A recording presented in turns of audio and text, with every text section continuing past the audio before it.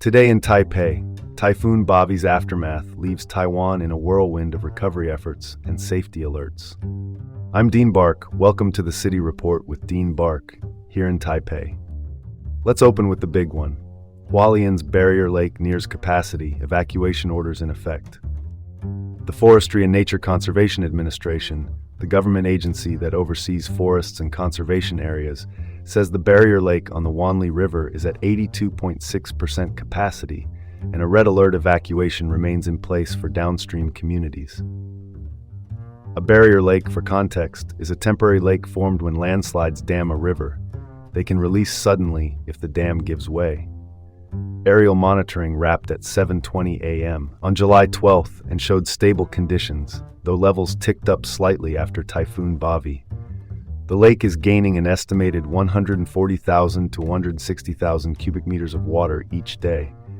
At that pace, and without new rainfall, overflow could begin in 7 to 9 days. Maximum storage is about 5.1 million cubic meters, so the margin for error is narrow. Teams are flying and measuring daily to stay ahead of any changes.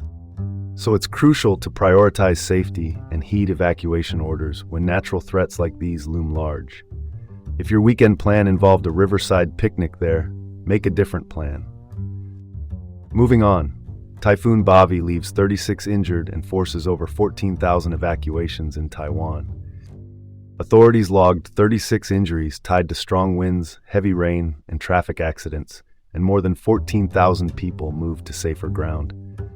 The Central Emergency Operations Center, the National Disaster Response Command, handled 376 storm-related incidents as crews cleared roads, stabilized slopes, and restored utilities. Power outages were widespread, with repair teams working through the night. Officials also warned about debris flows and landslides in saturated mountain areas. A debris flow is a fast-moving slurry of mud, rocks, and water that can act like wet concrete. Avoid those valleys and trailheads until geologists give the all-clear. As of 8 a.m. on July 11th, there were no deaths or serious injuries reported, a key indicator that early alerts and evacuations paid off. While no fatalities were reported, the road to full recovery is still challenging. Typhoons don't check our calendars, they just rearrange them. Now, Typhoon Bobby cleanup underway as Taiwan lifts storm warning. The Central Weather Administration, Taiwan's National Meteorological Service, lifted the typhoon warning at 8:30 a.m. on July 12th as Bobby tracked farther away. Cleanup is now the name of the game. More than 240,000 households experienced power disruptions at the peak. Taipower, the state-run electricity utility, has restored service to most affected areas, and transportation networks have largely returned to normal operations. Multiple debris flow and landslide alerts were issued during the storm, and local governments are coordinating with national agencies to inspect slopes, reopen roads, and secure public facilities. The injury tally has risen as reports have been consolidated to 113, still with no fatalities confirmed. The swift transition from crisis management to recovery is vital for minimizing long-term impacts on affected communities. Brooms, backhoes, and one very busy utility company. That's the picture today. And now, school and office closures continue in parts of Taiwan post-Typhoon Bobby. Several jurisdictions opted to keep schools and some offices closed on Sunday, especially in mountainous areas and in the Matsu Islands, known administratively as Linqiang County. Parts of Kaohsiung, Taoyuan, and Hsinchu County joined those precautionary moves. The ongoing risk tied to the Hualien barrier lake factored into those calls. For context, at 7 p.m. on July 11th, the storm center was about 270 kilometers north of Taipei, and the Central Weather Administration kept updates flowing as conditions evolved. With the warning now lifted, most places are shifting back to normal schedules, but slope checks and river monitoring continue where risk remains elevated. Precautionary closures reflect a prudent approach to avoid unnecessary risks amid ongoing weather-related challenges.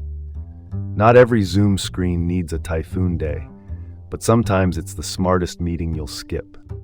Finally, fraud concerns delay release of tainted cooking oil test results in Taiwan. The Health Ministry, which oversees public health policy and regulation, is withholding test results for 29 batches of cooking oil amid suspected sample fraud by Central Union Oil, a major supplier. Regulators found discrepancies between the company's test reports and results from downstream buyers, triggering a deeper probe. The Food and Drug Administration, Taiwan's food safety regulator, detected excessive benzopyrene in oil tied to Taisun Enterprise. Benzopyrene is a carcinogen formed during incomplete combustion. That finding prompted recalls of Central Union's products covering April through June. Proposed reforms on the table include stricter batch-level testing, tighter traceability, and requirements for in-house labs or certified third-party testing. One more note from local checks. Taoyuan's health department says IMA's pure sunflower oil passed inspection this weekend, while some businesses still using recalled oil face heavy penalties if they don't comply. This case highlights how complex corporate structures can blur lines of accountability. So the paper trail needs to be crystal clear. Ensuring transparency and accountability in food safety testing is non-negotiable, especially when public health is at stake. No room for sugarcoating here. If the data's cooked, the oil shouldn't be. And that's your report for today on the City Report with Dean Bark, here in Taipei.